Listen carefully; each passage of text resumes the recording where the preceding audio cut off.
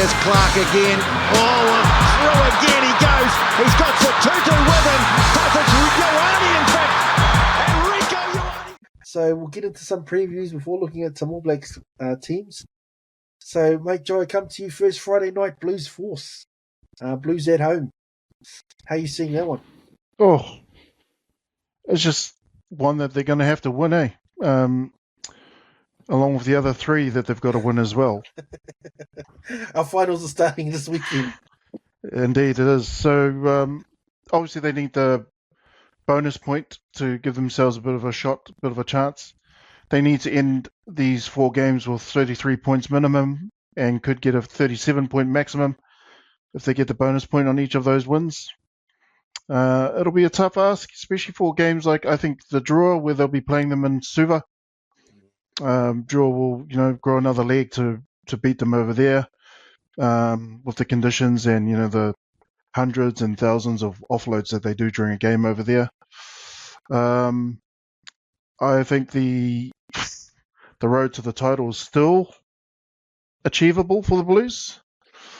I think, like Rog said, there is a mathematical chance that they can turn this around from, down in the boondocks to actually taking the title out. It's not impossible, but, they need to be the first ones to believe in themselves, especially after their performance on the weekend. Just really turn it around, just, I don't know, fix what they need to fix midweek and hope for the best, that they've put in enough to win every game as they come. There's a lot there that the Blues have room to improve on, and they will be their biggest critics. I'm sure they don't go out there to lose, especially games that they're supposed to win. But in saying that, the Queensland Reds, take nothing away from them. They deserve to be where they sit in the table. I think they're currently 4th, and Blues are somewhere near the bottom 3 or the bottom 3. I think, it is a mathematical chance, but they can still work their way up. They need to quietly toil away and do what they need to do, get those hard yards done, train their asses off, and actually believe, get this first win out of the way, then the second, then the third, then the fourth, and we'll see if we end up in the top 6 to have a real chance at the title again, or defending the title anyway. Yeah, mate, I think, I don't know if that answers your question, Stace. I think I've gone off track there, but I just used that as an opportunity to give the Blues a bit of a G-up. Come on, Blues. Don't let us down, mate. You're making liars out of us now, especially me. Yep. I'm on the same page. Rog, mate, you got any thoughts on that one? Blues Force Friday night? I think there's a couple of stats that we have to take into consideration leading into this preview. And Tizano, before I get into that, Tizano, the Chiefs contained Tizano last week. He's the highest try scorer in the competition at the moment, sitting on 11. He was at the bottom of a lot of rucks, and they just were able to contain him, tackle him, because he was trying to get momentum. And I think that's who they have to try and contain. The Blues have to try and contain, because Tizano won't be happy with his performance against the Chiefs last week, and he'll be a wrecking force this week. So they got to target him, contain him, don't let him add to his try scoring stats at the moment. The Blues, 33 tries coming into this game, and the Force have had 42 tries. 220 defenders beaten to the Blues 198. A real crucial one for me, as I mentioned before, are the penalties. And when those penalties arrive, when those opportunities come about, I'm hoping that whoever they've got on to do the kicking duties, whether it be a Plummer, whether it be a Corey Evans or Bowden Barrett, those opportunities have to be taken. So far, they've got a 69.7% conversion rate. That's 23 conversions so far. And penalties, 60%, 6 out of 10. And the Force, 9 out of 13, 69% penalties success, and conversion 76.2. So I reckon for this particular game, these two teams, in it to either for the Force to remain in the six and for the Blues to elevate themselves into contention. I think those penalties opportunities, they have to come away from the opposite end of the field with some points, whether that be in the form of a try. If not, they've got to persist with penalties. And AJ Lamb needs to be in the midfield. Nice. You know, I just throughout the season, I've been sort of pulling my hair out watching some of these Blues games where they're not taking these threes. And I'm thinking, why not? Well, when you look at those goal kicking stats, maybe they're just thinking, no, you keep on missing it, bro. You'll go for a try instead. They just you, bro. Your kicks are suck. But good stats there, Rog. The Blues at home, and like we've talked about throughout the theme of the podcast, they need to win the rest of their games. They do have winnable games, but it has to start now. So I will take the Blues 13 plus. You mentioned the injuries before, Rog. Hopefully some of those guys are due back. I wonder, I don't know if Mark Talia might be out suspended for that. Yes, that's a good point. Tackle. He might not be there. We're doing this podcast before the charges have come out and before the teams have been announced. So hopefully the Blues get some of their reinforcements back because they need them now. But we'll move on to the next game. So Drua Reds. Joey, made any thoughts on that one? Drua Reds. Oh, Drua Reds. Where's that one being played again? In Fiji. So that's Drua. I think the Reds. I'm not sure they will back this up and get the winning streak of 2 games in a row. I do think the Drua will, true to their previous form, grow another leg at home and really bring it to the Reds. You know, kind of rain on their little parade win against the Blues. So I'm going to pick the draw on this one, just because that home ground advantage for them is huge. And they seem to really know how to work the field and get 1,000 offloads out. So I think they really know the conditions, and the fact that they've got that home ground advantage, it's kind of like playing at F&G Stadium for the Chiefs. You know, that home ground is just huge. So draw by, I'm not going to say 13 plus, I'd say it's going to be closer, 12 and under. Rog, mate, took us through that one. Drua Reds in Fiji. Oh, is it Churchill or is it Suva? That is, let me pull that up. That is a good question. That's what that is. Yeah, so the stats so far this season, like the Reds are hot with... Suva, sorry. It's at HFC Bank Stadium in Suva. So I think they got more success rate at Churchill than Suva, right? They've lost a couple of games in Suva, but you know, at the same time, Fijian draw, like we saw in North Harbour Stadium, they've got a massive following, and especially at home, there's no doubt that crowd is going to be noisy, and they're going to try and off-put Queensland as much as possible. Again, regardless of who the Queensland Reds put out, they've got a really good team, as we saw in the week past. You know, Tate McDermott, Tom Liner, these guys will be coming to the fore. They've carries, though, Fijian draw can't be beaten. 1,245 carries and exactly 200 more than what the Reds have done this year. So, and meterage, almost 500 meters more. And that's because of all the stars that they have. Their winger from the Sevens, their champion, Olympic champion, Lunga Manasi, I think his name is, sorry. So if he can, because he was shut down, there was a few opportunities we could have taken it to Moana Pasifika on the weekend. If he gets an opportunity with the crowd behind him and, you know, home turf, these guys are going to be here to play. They're going to try and be patient, according to their captain, and hold on to the pill a bit more. And against the Reds, they have to, because they've got to show patience, just like the Reds showed against the Blues. And unfortunately, that's how they'll grind them down. And if they're not careful, they'll look at their Tate McDermotts, they'll look at the up and unders from the Tom liners. So that's where they'll be in the winning. And then Hunter Paisami is going to try and match and try and shut down everything with a big hit in the middle. But then he's got powerful distribution left or right and pace to burn. Whether Filippo Dungunu's going to be back to pair him in the midfield, doesn't matter. They're going to have a really upstart team looking to, try and get a home semi-final is the way that they're going to be looking at it, moving into the deeper end of this competition. But I think Queensland Red will win it on defence. 1,526 tackles so far versus 1,040 from the draw.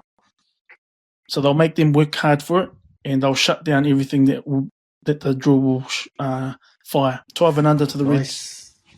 Nice, going by stats. So we got one pick for the draw, one pick for the Reds. It looks like I might be the deciding vote for the pod. It's a tough one, draw. They've got some issues, and they were disappointing on that weekend against Moana. But they are a completely different team playing at home. So I will go with you, Joey, mate. And I will take the draw in Fiji in a close one. So I'll say draw, but I think that I don't know if they still do those 7-point bonus points, but I think that it'll be within 7, so the Reds might get a bonus point out of it. But it'll be a really good game and a close game. And it's weird that we're sort of considering the draw. When you look at the table, Reds are 4th, draw bottom. But, they are at home. Their fans are crazy, man. They love their team, so that gives them that. It's almost like a 16th player in a way. So I will also go the draw there. Our next game on Saturday night, I think this one is Hurricanes against your mighty Chiefs in Wellington. Roger, mate, I'll give you the first word, mate. Talk us through Hurricanes Chiefs over the weekend. I think with where the Hurricanes are sitting at the moment, they're still going to be desperate. They want to try and establish themselves in this in playoff contention towards the back end of the season. And so they'll be looking to try and nullify with Billy Proctor in the mix.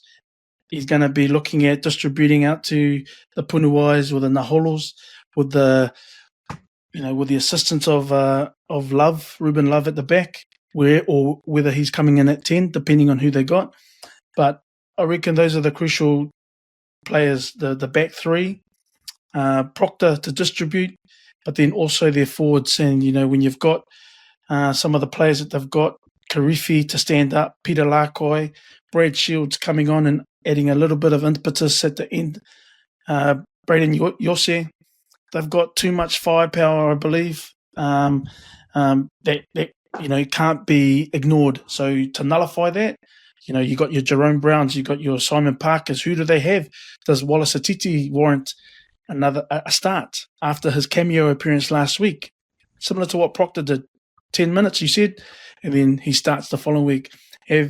Has he proven himself enough to be handled? Because when he came on for the Chiefs, we saw the glimpse of what he showed last year.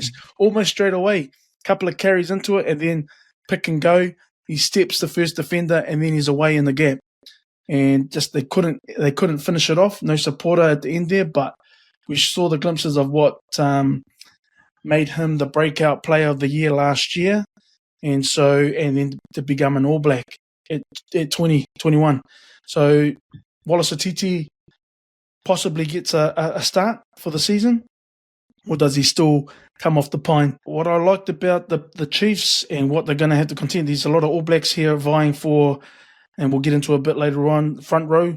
You got Asafo Omua, you've got the Chiefs in Taukei'aho coming back after his Centurion berth last week. You got props, Tyrone Lomax. You got Ollie Norris, George Dyer. All these guys are vying for, some more All Black time, or even higher honours for the first time. But I think it's going to be in where it's going to be won is in the back three, in the forwards, and it's Karifi, Lakoi, and Braden Yossi, whoever's starting there for the Hurricanes. And then you've got so many to pick from. Yep, we don't have the lineup yet, but you got Wallace Atiti now in the mix. You got Jerome Brown, Simon Parker, Jacobson. So all guys that could be potentially in those tests come June, and then the back end of the year. But it's going to be a powerful game. It's going to be exciting game. Chiefs looking to further themselves from the pack and establish themselves as front runners again, or the Canes to establish themselves in the top 6 more comfortably than they are sitting at the moment. Chiefs by 13 plus. Oh, After chalking it up, that's going to be a really Wow. close game. Then you just picked Chiefs to Wow. smoke them. wow. Dang, you said it was on a knife edge. It's going to be close there, or evenly matched. But yeah, Chiefs waste them. Joey, talk us through this one. Hurricanes at home up against the Chiefs. So this is 5th on the table against 1st, so potentially match of the round here. Yeah, look, I think it is going to be a bit of a battle of the breakdown. I think the game will be won or lost in the first 3 seconds after a tackle. So I don't know if Kalen Boshier is playing, but Jacobson and Tokeaho are key to that.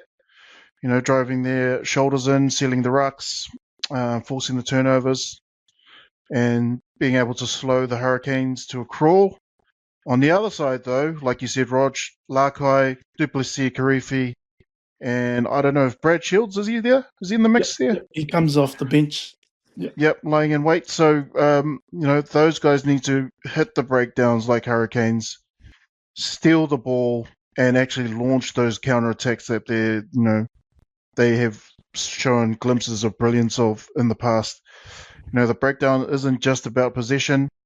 It's about the soul that they actually bring to that area. So whoever controls that first second chaos basically controls the territory and then controls the tempo and then controls the outcome. The best case for the Hurricanes that I see, those early turnovers will strangle the Chiefs' momentum if they get them. Barrett will dominate the tactical kicking. Roygaard needs to score from broken play like he can do. And when the crowd lifts and the cake tin becomes a bit of a cauldron for the opposing team, then you'll see the Canes winning, 32-27 type thriller. Worst case scenario, though, Chiefs slow the game down. Hurricanes get pinned inside their own 40-meter repeatedly. Discipline collapses after fatigue sets in, and then you start seeing yellow cards from the ref. The Chiefs grind them to a 27-15 win, and that keeps to, Rogers' prediction. And then, you have possession death by 1,000 cuts. I guess for the Chiefs, though, best case scenario for the Chiefs would be, to win those early collisions, nullify the likes of Lakai and Karifi. And if they're able to do that, they'll be able to dominate the scrum, milk some penalties for easy territory, keep the phases tight, 12 to 15 phases type rugby, and, suffocate the Canes' attack. They will need to get Jacobson and Boshier to force over 5 turnovers each or together and have that kind of domination.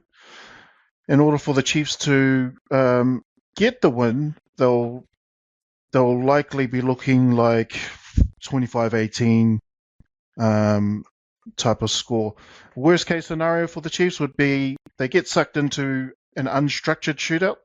So early tries to the Hurricanes will make them chase, and the pressure will mount. Kicking errors will creep in. Canes will steal it late, 31-29 in front of a howling home crowd, and that will shoot Kaka all over Rogers' prediction. So I think there is arguments for both sides.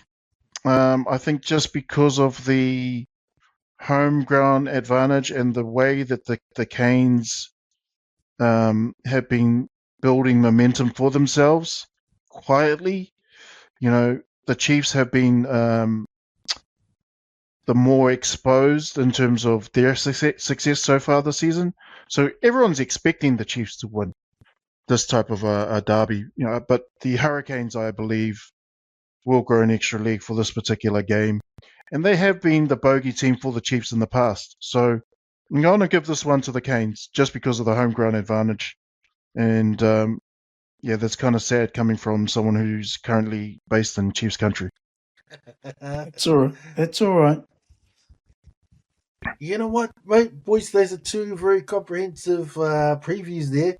I said this could be potentially match of the round, and given the multiple scenarios that could unfold, it feels like it's going to be must-watch TV. So it is an important game for both sides because the Canes, they're trying to cement themselves in the playoffs. They're sort of on the bubble where if a loss, they could slide out of that top six again. And the Chiefs, they're trying to hold on to top spot. If you hold top spot, you get home draw right through to the playoffs, and they'll be hard to beat going all the way at home. So it is actually a crucial game in the context of the season. I will say Ruben Love, he's been quite good at 10 as well. So I think when we did our All Black preview, we talked about the praise that he's been getting. He's the next this and the next that. And, at least he's showing some versatility playing a few different positions. They quite like him at 10. We're doing this podcast before the teams are named, so if D-Mac is back or not, might play a crucial role. But, I like the Canes at home. I don't know, me and Joey been on the same page so far. Rod, you're on your own planet again. I'm going the Hurricanes as well, but this will be a good game. I think that's just hatery. Yeah, both of you just hate it. Nice, boys. That was quite comprehensive, which is good. So next game, all Australian derby. We've got the Brumbies and the Waratahs, mate. Rog, talk us through that one. Yeah, with the Waratahs, I mean, Jason Swali, he's been trying his best with the Waratahs, even though they lost last week. Did they have a bye? I think they had a bye. Lost the week before their bye. They lost the week before, yes. So I think, he's someone that sort of feeds off real good what's happening around him, and then he can inspire the team as well by what he does. And we've seen that in the small time that he's been in rugby union.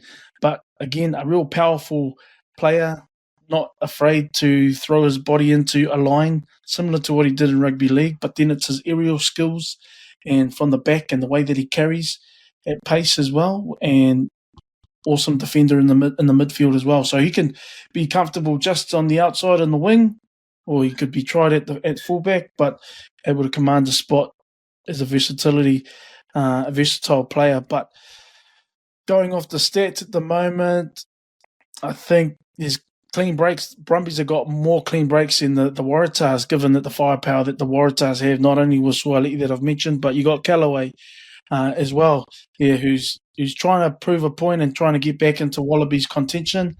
But then you've also got the fact that, they got some good firepower from the Brumbies. Len Ikitau trying to cement get his team to be mainstay in this competition as well, in the back end of the competition. So the way that he's able to command and conduct the backline with his outsides as well, and then also muscle it up when required to get a try through the forwards. He's not afraid of that, but he's just a good director of the backline outside his Rory Seal as well. So it'll be interesting to see how they go against the Waratahs. I'm picking the Brumbies to be able to come away with this win, simply because I just feel that they've got more of a firepower in the forwards to be able to do the job. So they got almost the one shy of 1,300 carries, and I think that's where they're going to be able to muscle their way over. But the worrying thing is that these teams, they love to tackle. So the defence will be crucial to minimise the line breaks, to minimise the defenders beaten on level par, 186 versus 180. But turnover ball in that ruck, how they secure their ball and how they fight in the rucks and mauls is where I believe. Yellow cards, these teams, Brumbies have had 6 so far this year, and the Waratahs have had 5. So I think getting to the back end of this competition really crucial, and we've seen it over the weekend how losing one player, with the Blues doing that, and also the Brumbies losing one player can be the undoing of any result. So I've got the Brumbies to win 12 and under. Yeah, Joey, mate, how are you seeing that one? Brumbies, Waratahs. Look, it's a bit of a classic. Two old enemies, right? Two states that don't really like losing to each other. One's desperate for relevance, the other's desperate to reassert their dominance. You know, the Tars season is hanging by a thread there. They lose here, it's almost curtains for them. Brumbies, they're pretty angry after coughing up that loss against the Canes at home. You know, they need to sharpen up, and they really know that they do, if they are to disrupt the Chiefs Crusaders, you know, axis, if you like. So it's a bit of a Sydney versus Canberra, you know, pure old school Super Rugby spice for the Australian teams. You know, the tactical battle there, though, is that the Waratahs, what they must do is they must go all in on the tempo. They need to get those quick taps done, those fast line outs, those high risk, high reward type attack. They need to disrupt the Brumbies maul, especially. If they lose the set piece, they lose everything. And, you know, the Brumbies, they need to hammer the Waratahs up front. They need to scrum, win the maul, win the collisions. They also need to starve the Waratahs backline of any fast ball so it doesn't get to Swali, and keep Jake Gordon and Tane Edmed pinned and slow. So, you know, with a forecast that is pretty dry conditions, they've got no excuses for any sloppy execution or any drop balls. People are going to be targeting Swali, but I think he's a key player to watch out for. Obviously, Jake Gordon being the captain, he's got to be able to control the tempo of the game, and his decision making's got to be on point. Another guy who I think, from a Brumbies point of view, though, you've got Rob Valentini, who we all know. You know, he'll try and dominate the collisions and he's got to set the physical tone for his players, especially his Lucy's. Ryan Lonergan, you know, he's a bit of a tactical general, so his kicking game will dictate the field position. And, you know, you've got guys like Tom Hooper, who are disruptive when it comes to defense. And at line out and at ruck, he needs to be on his game as well. I guess from a win perspective, a win for the Waratahs means their playoff hopes are still alive and they flicker back into life. A loss, though, means they'll very likely miss the top 6 or top 8. The Brumbies, though, a win for them would mean that they get to cement a top 3 position and keep the pressure on the Chiefs and the Satyrs. A loss, though, means panic stations, and, you know, they won't want that before the road to the finals. So, you know, I think my gut prediction would be, if they keep to their best case scenarios, if they keep away from their worst case scenarios, where for the Tars their scrum gets destroyed, and they get no go forward ball, and they get pretty much mauled into submission by the Brumbies, then you've got yourself a really hard game. And I think with the firepower that both teams have, I'm going to go with the more youthful looking backline, and that youthful looking backline to me is the Waratahs. Hold on. Okay, you touchy guy Swali and that Fijian guy that's playing on the wing. How can you discount? You got Muirhead, you got Toole, and Toole. I think Swali alone brings all the youth you need. That's right. He's a lot younger than he bring the age average right down because he's so young. But when you got Tom Wright, you got Muirhead, who they're real safe at the back there. And it's just gut instinct. Gut instinct. So, Tars by 12 and under. Okay. Nice. It is at Allianz Stadium. In respect of that, I think Tom Wright, Muirhead, Toole, they're going to run amok. Tom Wright's going to have a shocker. He's usually good, but he's going to have a shocker. 716 meters gained. Ooh, he's top of the table there. Someone's going to humble him early in the game. Someone's going to drop a shoulder on him. Nice thoughts there, boys. Yes, this is another good game. I was just thinking while you guys are talking, like I'm not sure if you follow the NRL where they do the build-ups, but they get this guy, I think his name's Matt Nable, and he does the previews of the games, and he talks about all the potential narratives. So just in those last two, Hurricanes and Chiefs, it's another old rivalry, clash of different styles, two teams playing for different things. You guys have talked about this one, Brumbies Waratahs, another old rivalry. Waratahs just outside the playoffs, Brumbies trying to establish themselves, clash of the styles. They need to do those types of ads on the TV just to build up those narratives and get the fans interested, because I think there's something there. And I'm really excited for this game, which wasn't a game that I would be that excited about. But I'm with you, Joey. It's a real clash of the styles.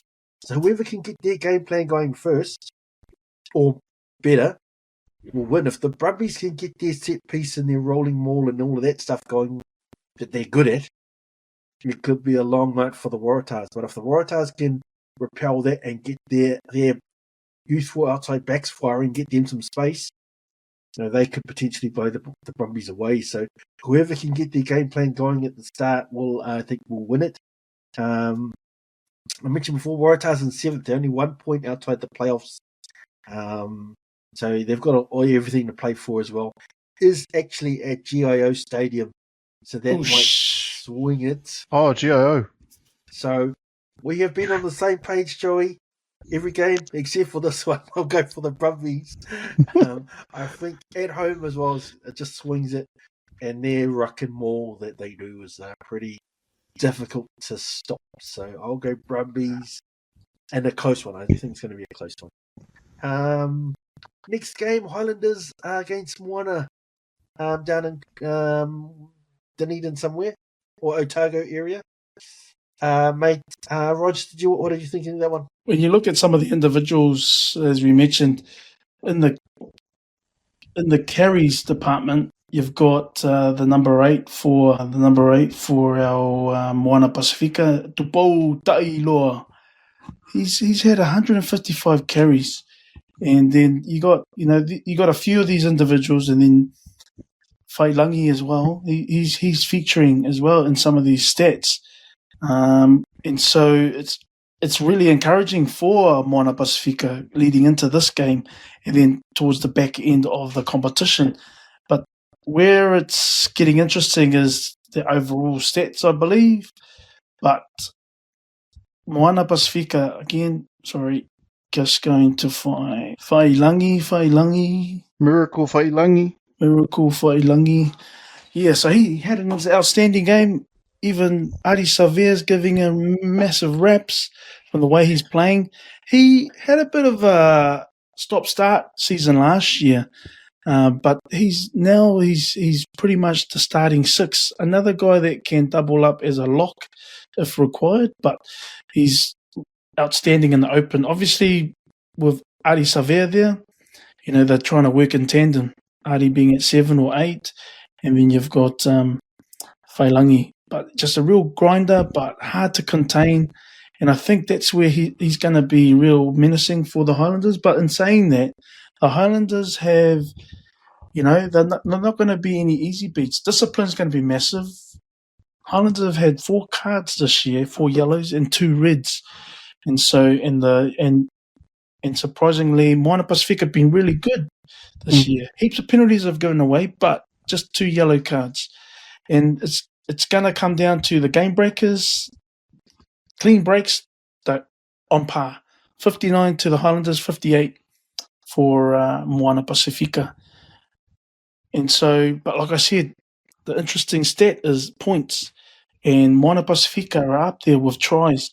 And so they're near the top, as mentioned, having scored the most tries. If we go to team stats, Moana Pasifika sitting 3rd, 49 tries, whereas the Highlanders only 32 tries.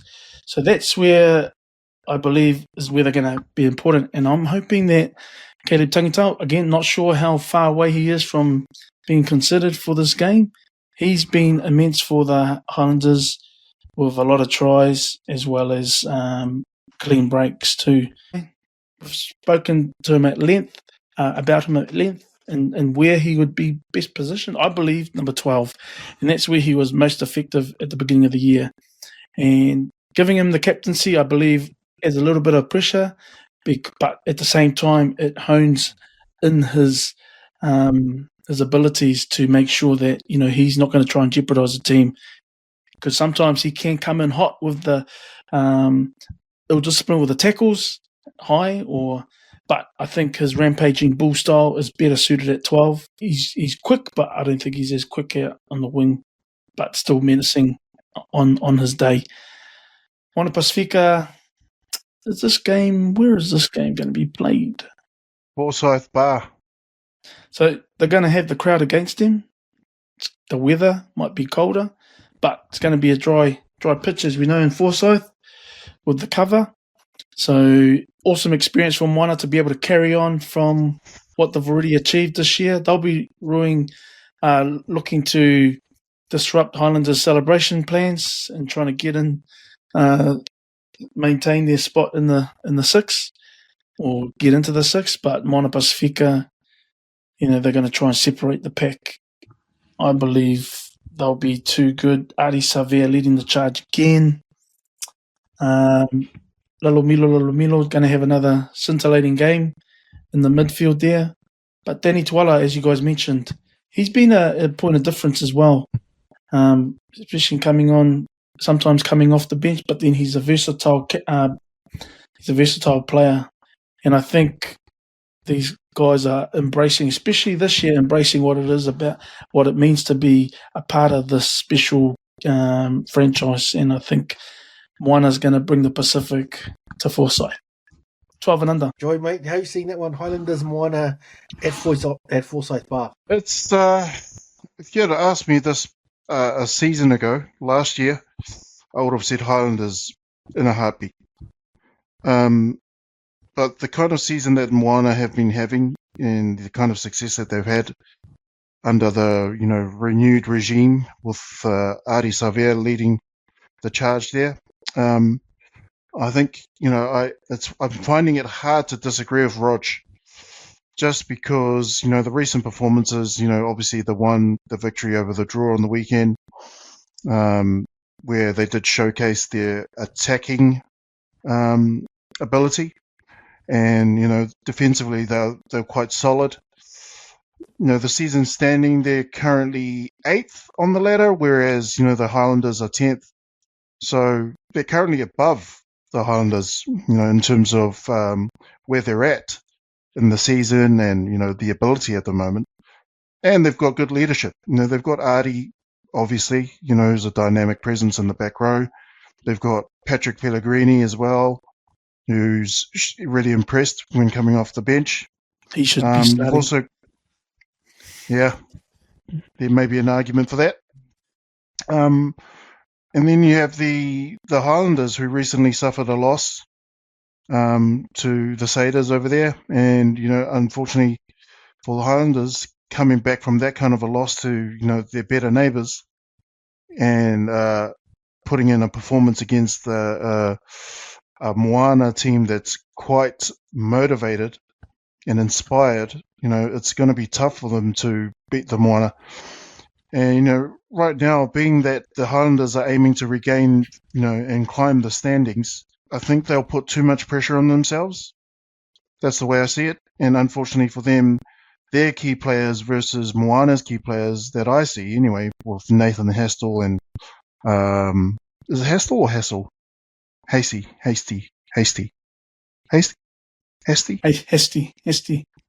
Nathan Hasty. He's a promising scrum half with a quick pass and bit of tactical awareness. But is that going to be enough? That's the question, right? And is he going to be able to service the back line in a way that they unlock their strike weapon out wide with Caleb Tangitau, who I think is a potent winger? He's capable of turning opportunities into points. But are they going to be able to unlock him? And are they going to have that kind of opportunity to consistently get him the ball? So I guess from a current standing perspective, it's really hard to go against the Moana at the moment when it comes to this head-to-head snapshot. So their previous encounter was in round 3. They narrowly lost to the Highlanders, despite a late surge from Moana Pasifika. So just because there's that historical record, I'm still not going to go against Moana for this game. My prediction's going to be Moana. Their momentum's going to be too strong for Highlanders' recent struggles to get a win. So under 12 and under for Moana. Yeah, nice. I'd like to see Moana try and push for that playoff spot, eh? This will be a tough game for them, but they can potentially win it. So the Highlanders, they've had a few injuries to some crucial guys. So we're doing this podcast before the teams are being named. But if you remember last week, Tangitau was out, Nareki was out, and I think that's how come Tavatau and Hawaii ended up getting pushed to the wing. Even though I'm with you, Rog, I do think he's a better 12 at this point of his career. I think he was just there because they didn't have that sort of running out of outside backs there. But if they're out again, and I think Dan Leonard-Brown is also out as well, that potentially sways it for me. Their Lucies, I've really liked what those Lucies are doing in Moana Pasifika. I think they can carry it on. So I will also take Moana in a close one. Looks like we're unanimous on this game as well, which is good because we were a bit split on the rest. I think with Timothy Tawatau playing out on the wing, it serves Moana Pasifika more because he's more dangerous in the middle with the turnovers that he can jackal close to the action or coming bustling through the midfield, but he's limited on the wing, I suppose, and that'll serve to Moana's advantage. Yep. All right. Good to see we're all came back in the end, all on the same page. All right. So that's good. Works for you boys on the previews. So we'll move on to. Now here's Clark again. Oh,